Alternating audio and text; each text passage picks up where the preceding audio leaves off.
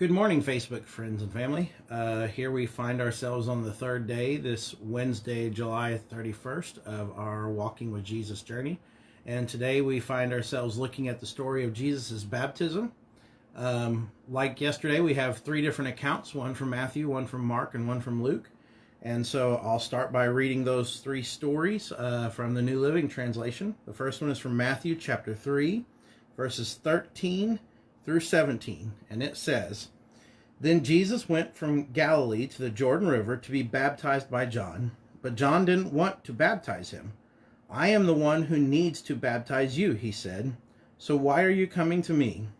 But Jesus said, 'It must be done because we must do everything that is right.' So then John baptized him. After his baptism, as Jesus came up out of the water, the heavens were opened, and he saw the Spirit of God descending like a dove and settling on him. And a voice from heaven said, 'This is my beloved Son, and I am fully pleased with him.'" The second account of this story comes from Mark's Gospel, the first chapter, verses 9 through 11, and it says, "One day Jesus came from Nazareth in Galilee, and he was baptized by John in the Jordan River. And when Jesus came up out of the water, he saw the heavens split open and the Holy Spirit descending like a dove on him. And a voice came from heaven saying, 'You are my beloved Son, and I am fully pleased with you.'"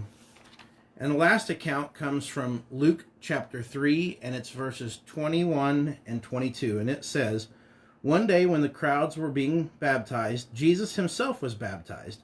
As he was praying, the heavens opened, and the Holy Spirit descended on him in the form of a dove, and the voice of heaven from heaven said, 'You are my beloved Son, and I am fully pleased with you.'"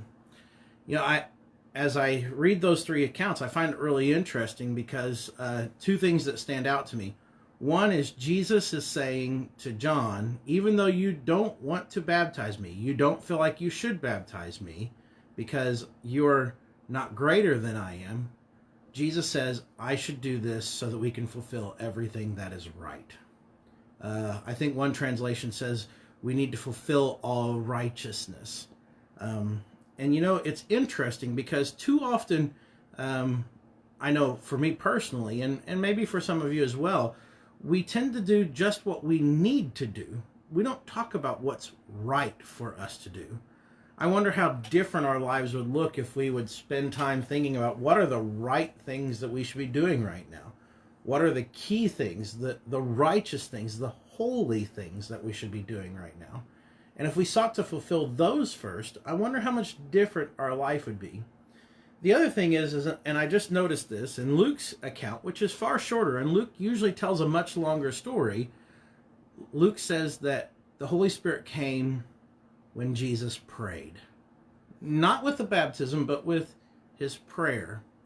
And I wonder how often we genuinely ask God to fill us with his Holy Spirit before we do something. I wonder how often we ask God to empower us for what we're going to do instead of just hopping in and hoping that God is there. I think too often we fail to acknowledge the fact that we should be seeking to live holy lives, and we should always be asking God to fill us and direct us first. Those are my thoughts for the day as we look at the baptism of Jesus. And my hope for you is that maybe you too will join me on this journey of walking with Jesus and seek to live holy lives that are empowered by the Holy Spirit. I hope you have a blessed day, and I'll see you tomorrow.